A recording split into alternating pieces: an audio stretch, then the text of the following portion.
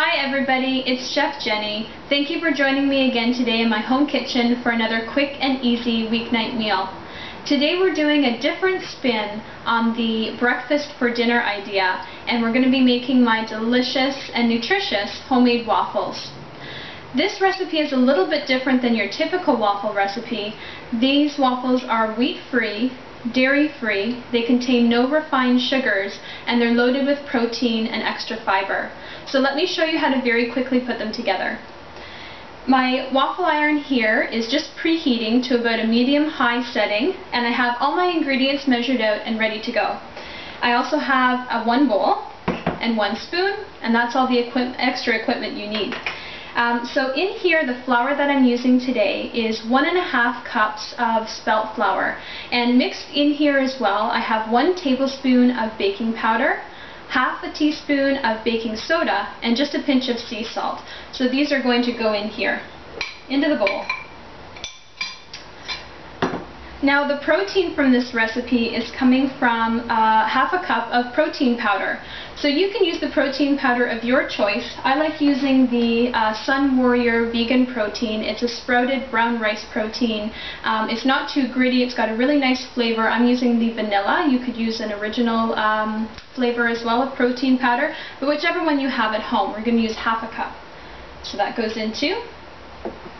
Now the extra fiber I was talking about is going to come from ground flax seeds. And ground flax seeds are great to add because they're very easy for your body to be able to get the extra fiber and nutrition from the ground flax seed rather than keeping them whole. So this is 1/4 cup of ground flax seed, also called flaxseed flour.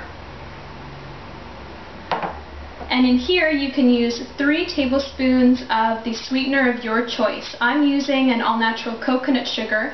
You could also use an unrefined cane sugar or brown sugar if you'd like to do that too. So 3 tablespoons total. And just with my spoon, I'm just going to give it a quick mix before I add my wet ingredients. So now to this batter, I'm adding 1 large egg. You don't have to beat it before you put in. You can just put it right in the bowl. And I'm also going to be using 1 3/4 cup of milk substitute. Today I'm using an unsweetened almond milk. You can also use an unsweetened soy milk, rice milk, hemp milk, and oat milk as well. Or an unsweetened coconut milk would work too, but you need 1 1/3 cups. I said 1 1/3, I meant 1 3/4 cups. So I'm going to mix this around until just a few streaks of flour remain in the batter.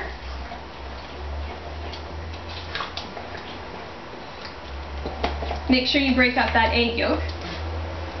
And then I'm going to add 1/3 cup of olive oil. Now I like to use a pure olive oil or a light tasting olive oil rather than the extra virgin. But if you didn't have just a plain olive oil at home, you could also use a grapeseed oil or a sunflower oil. So 1/3 cup is going in there.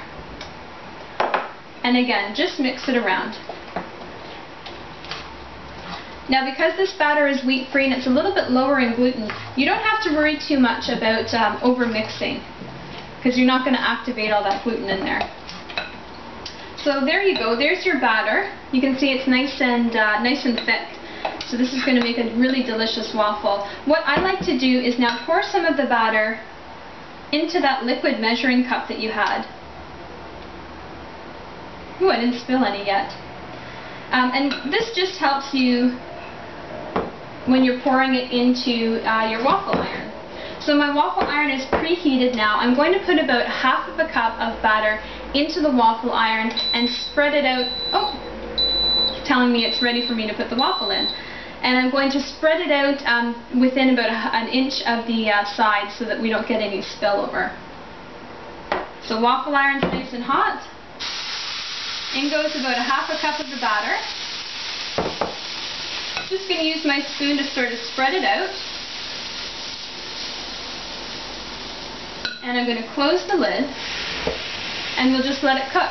So when you come back, I will show you what the waffle looks like when it's all done, but really, that's pretty much the end of the recipe. So while my waffles are cooking, I often like to mix up a fruit salad or some fresh cut veggies or something to serve along with this. this amount of batter should make, depending on your waffle iron, between 6 to 8 waffles. So I always like to make a few extra, and then I have them on hand. They freeze really beautifully, so I like to have them on hand in the freezer, and then when I need them I can pull them out and just reheat them quickly in either a toaster oven, a toaster, or a warm oven as well. So when these are done cooking, I'll show you what they look like, and I'll get to try some. Okay, I'm back, and the first waffle is done cooking, so let me show you. You can see that it's baked up deliciously light and golden. It's nice and crispy on the outside, very, very tender. This is really a great waffle batter. So I like to top my waffle with a little bit of coconut oil. You can also use butter as well. And then I like to mix 1 cup of a pure maple syrup with about 1.5 teaspoons of ground cinnamon, and I'll warm that up on the stove, and it makes for a really delicious cinnamon spice syrup. So I love to pour that on. Oh, this looks delicious. I cannot wait to dig in. So thank you so much for watching again. I hope that you got yet another great easy weeknight idea. My family just loves the breakfast for dinner type idea, and I love giving it to them too, because I know that in this delicious and decadent looking waffle there is a lot of nutrition hidden in there.